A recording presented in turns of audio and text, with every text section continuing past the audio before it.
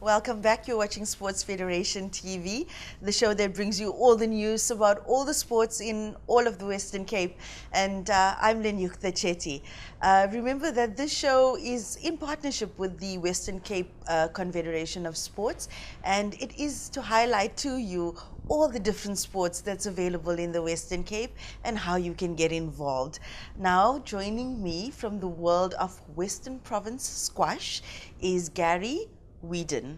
Welcome, Gary. Hi. Well, you're sporting your Protea colors.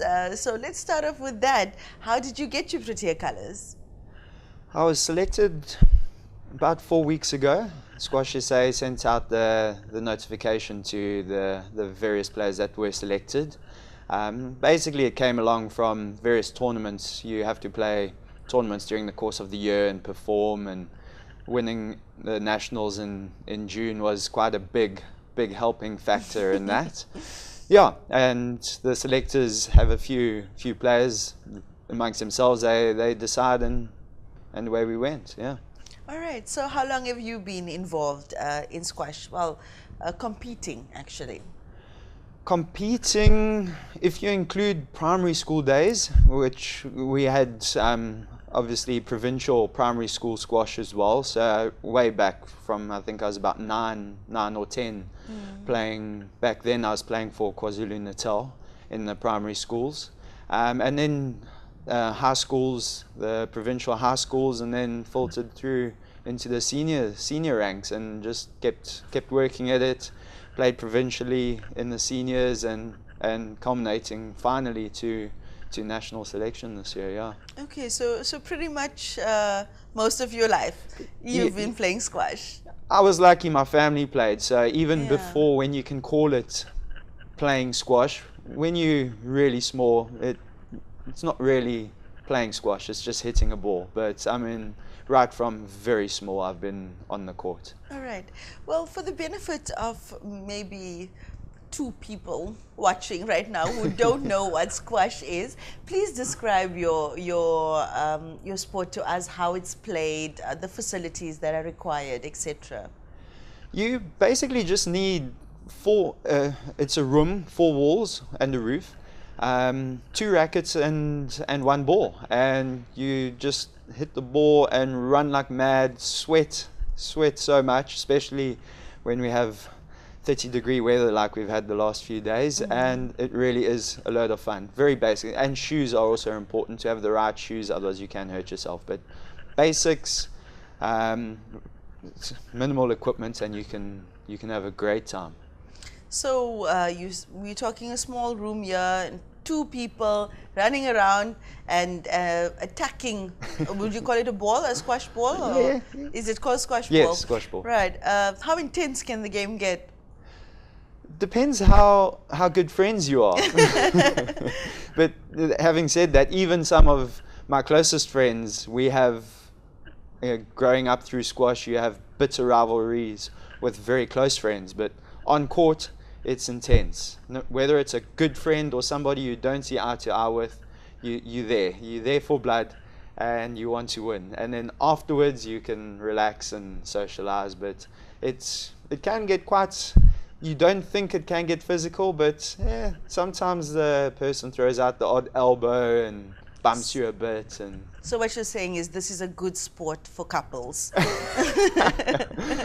depends if they want to stay a couple or not. Okay, so you've completed now, you said in June was the South African National Championship. Yes. And where you obviously excelled, because now you're part of the South African squad. Tell us about the upcoming international tournament that you'll be participating in. Yes, end of November. We leave on the 24th. The tournament starts on the 27th. It's the men's world teams. It's every 2 years. Obviously, I'll be representing South Africa, and all your top squash countries send essentially their best players to represent the country. And it's going to be tough for us this year, but we're all working quite hard. Another one of our national players, Rodney Durbach, him and I train a lot together, so we're trying to make sure we are well prepared. And it's in France, in Marseille. All right. Are you doing the sport full time, or do you have to work as well? Um, you could call me semi-pro. I still play competitively, mostly local within South Africa now. I used to play overseas, but retired from the international competition. I do quite a lot of coaching, and I do run. I'm involved quite heavily with my club. I've got squash pro shops, which obviously sell their equipment. So it's my income's built around squash, but it's not just from the playing, the Right. coaching and the sales, running a shop and stringing accessories and everything. All right. Are you currently involved in any development projects as a coach? Not a, how could you say it? Nothing permanent. Every now and then, Western Province or Squash SA put together a program, a weekend event where the local coaches in that area will come in and coach all the guys, the players that the federation earmarks from certain areas, for example, from Dunoon or Joe Slovo or something, and then we work with them over that period of time. Yes. Yeah. Now, Gary, you've played the sport your whole life, and this is going to be your first time representing the country. Yes. It's just something when you've worked so long to achieve that, and when you get that phone call or that email, it really is something that it's a day you never forget. I mean, I was coaching, I got the email, I was supposed to coach at 1 o'clock, at 5 to 1, I saw it.